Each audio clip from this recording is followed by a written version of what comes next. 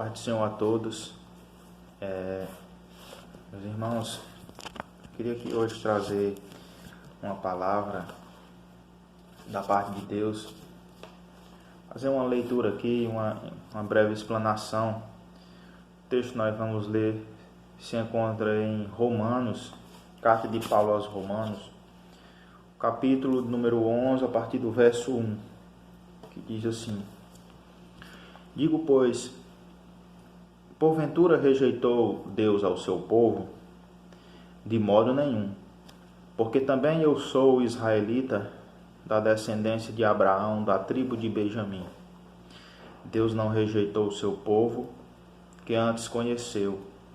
Ou não sabeis o que a Escritura diz de Elias, como fala a Deus contra Israel, dizendo: Senhor, mataram os teus profetas e derrubaram os teus altares, e só eu fiquei, e buscam a minha alma.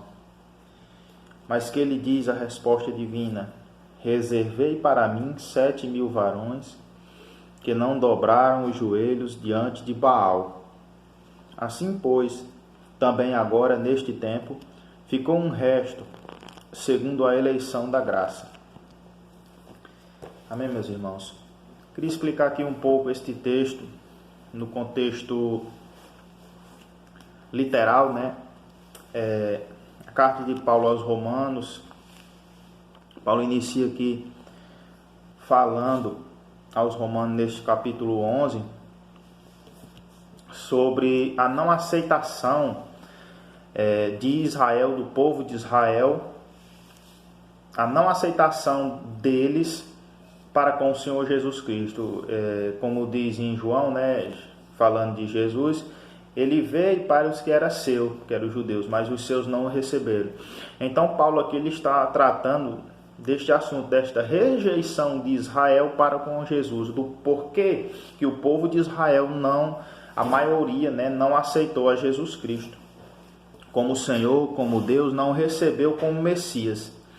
Então Paulo inicia aqui dizendo que ele mesmo é israelita, da tribo de Benjamim, né, descendência de Arão, ou seja, ele autentica aqui a sua nacionalidade, que sendo ele do povo de Israel, e explicar que Deus não rejeitou a Israel, mas que o próprio povo de Israel foi quem não aceitou a justiça de Deus, né, a aceitação de Deus para com seu povo.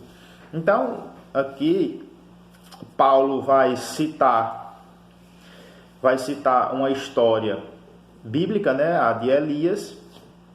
Na época que Elias foi levantado profeta por Deus, naquele tempo que Elias foi levantado profeta, para que a gente venha entender o contexto,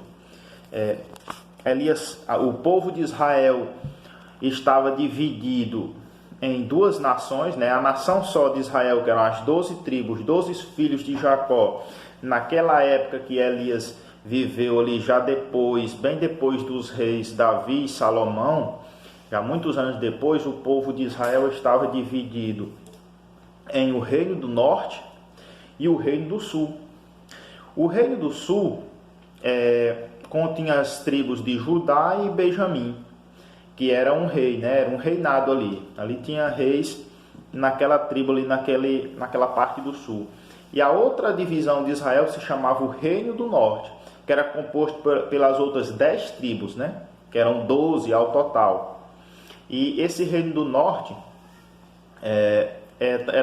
muitas vezes também é chamado de o Reino de Israel, né? E também chamado muitas vezes no Antigo Testamento de o reino de Efraim, né? Então, Elias vivia nesse contexto. Elias ele foi levantado profeta no reino do norte. Ele profetizou contra o povo de Deus, ou muitas vezes a favor, mas também muitas vezes contra, no reino do norte. E na época que Elias ele profetizou, houve grandes perseguições em cima dos verdadeiros profetas de Deus, né? Porque no tempo que Elias profetizou, né, na tribo do norte, o rei que estava governando lá naquela época era o rei Acabe, né?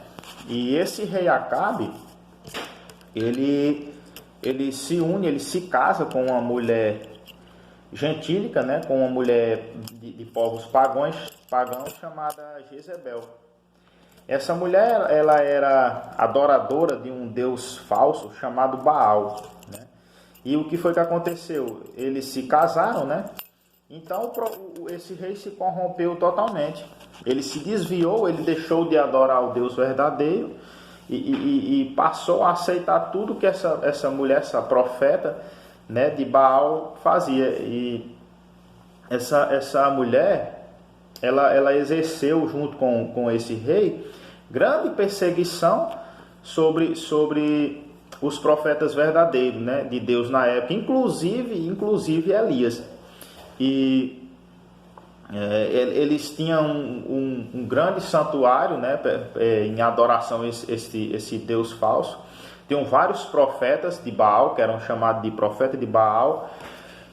Então ela lançou grande perseguição, né, sobre esses profetas, mandando matar todos, né? E dos profetas da época lá só restou Elias. Então Elias vai e no contexto aqui, ele faz essa pergunta a Deus, ó, Senhor, no versículo 3, Senhor, mataram os teus profetas e derrubaram os teus altares, e só eu fiquei e buscam a minha alma. Ao que Deus responde a Elias? Reservei para mim 7.000 varões que não dobraram o joelho diante de Baal. O que nós vemos aqui? Que toda aquela nação de Israel ali da tribo do norte, devido a essa união dessa falsa religião, né, na época liderada por essa Jezebel, que ela também ela é sombra para a Babilônia, que vai para a igreja falsa, né, para a religião falsa que vai se levantar nos últimos dias quais nós já estamos vivendo. Ela se une com o governo. Ela se une com o poder político, que era o rei, né? E isso aí também é uma sombra, como eu já disse, para os últimos dias, né? Se a gente for ali para ler o contexto ali do Apocalipse, principalmente no Apocalipse 17, vai falar de uma mulher prostituta que se une a uma besta. E nós entendemos, né, pelo contexto bíblico, que essa mulher representará uma religião, uma falsa religião, né, por isso que chama prostituta. Mulher, quando você lê em profecia falando de mulher, mulher representa a igreja, representa nação, falsa religião, unida com o governo, que é a besta, que representa essa besta que ela é montada. Se você for ler o Apocalipse 17, você vai entender um pouco o que eu estou falando. Ali diz que João vê uma besta que sobe do mar, que emerge do mar, e em cima desta besta uma mulher montada, representa a união de uma religião falsa, uma grande religião, com o poder político, o poder governamental. E que, voltando, né, Deus diz que mesmo o povo todo se rendendo, na época lá, muitas pessoas, o povo do norte de Israel, da parte do norte, se rendendo a adorar este Deus falso, mas Deus diz, olha, Elias, eu reservei para mim 7.000 varões, 7.000 pessoas fiéis a mim, mesmo neste meio de idolatria, mesmo nesse meio de prostituição, mesmo nesse meio de adoração a falsos deuses, no meio de Israel eu separei um povo escolhido, 7.000. E que Paulo dizia assim também hoje, mesmo a maioria de Israel tendo rejeitado a Jesus, né, Deus também reservou o resto. Então um restante, mesmo sendo pouco, que aceitou o Senhor, que aceitou a justiça de Deus segundo a graça, não segundo a lei, não segundo as suas próprias forças, não segundo as suas obras, que é assim que é a salvação, por meio da fé em Cristo. Então eu trago, né, estas questões da mesma maneira hoje, né? Da mesma maneira, quantas igrejas há no mundo, quantas religiões há no mundo que professam o nome de Cristo, né? E muitas aí com algumas, né, alguns desentendimentos na doutrina, mas nós vemos hoje, meus amados, nós vemos hoje uma igreja que está de mãos dadas com a política. E nós vemos esta profecia de Apocalipse 17 se cumprir, porque, né, nós vemos que religião e a Igreja de Cristo, ela não pode se misturar com a impiedade, com o mundo, porque se nós for para a política, o que nós vemos hoje na política? Nós vemos roubo, corrupção.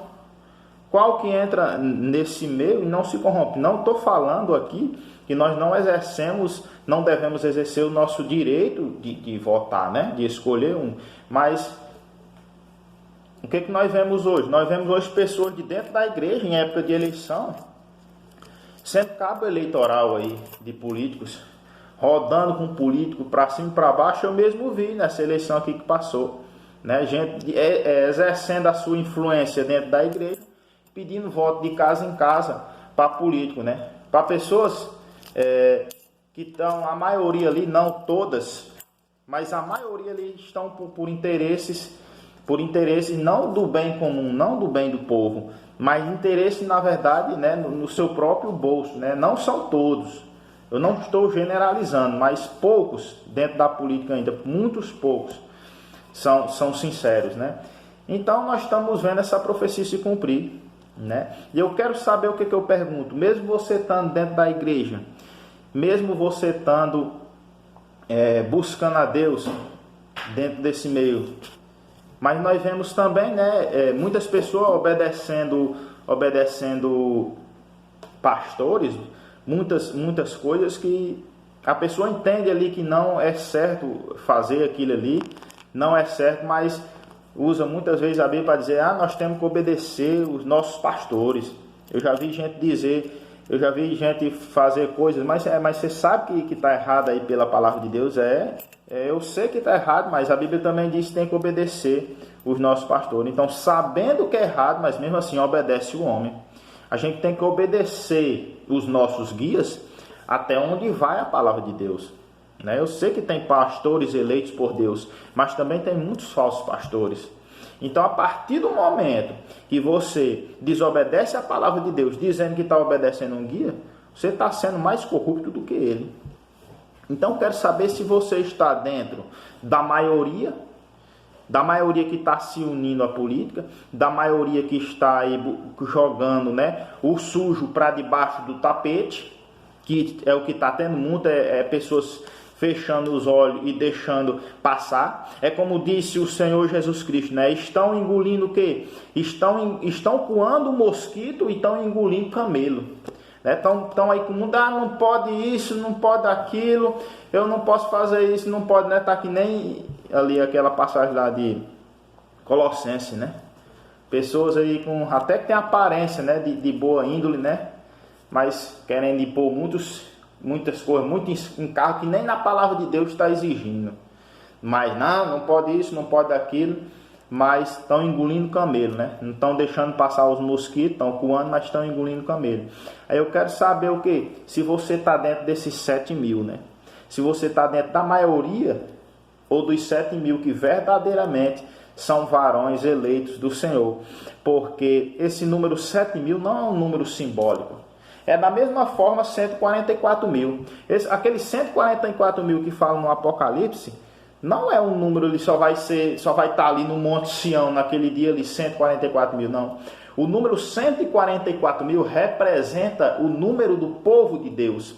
Por que representa o número do povo de Deus? Se você pegar ali um ano judaico, se você pegar o tempo que Israel, o povo de Deus da época, passou cativo ali no Egito, que foi 400 anos, e você multiplicar pela quantidade de dias que tem um ano judaico, ele tem 360 dias, e você multiplicar os 360 dias por 400 anos, vai dar um número de 144.000. 144.000 não é um número fechado. 144.000 representa a plenitude do povo de Deus.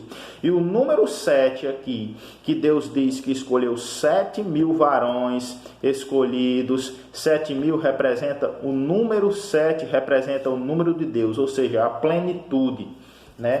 Então, Deus tem sempre esse remanescente. Mesmo que todo Israel se perca, mas somente o remanescente será salvo. Não se deixe corromper. Mesmo no meio aí, né, da sua congregação, da sua igreja, mas se você observar, meu irmão, que está tendo coisa errada, não vá de acordo com a maré, não. Fique com a palavra de Deus, né? Paulo ali vai dizer: se vivo eu para agradar a homens, não sou mais servo de Deus. Pedro diz: antes eu obedeço a Deus do que aos homens, lá em Atos dos Apóstolos. Então é esta palavra, meus irmãos, que eu queria trazer, né? Não esteja no meio da maioria, mas esteja no meio dos eleitos, né? Dos eleitos segundo a graça e não segundo as obras. A paz do Senhor Jesus, que todos vocês fiquem com Deus em nome do Senhor Jesus. Amém.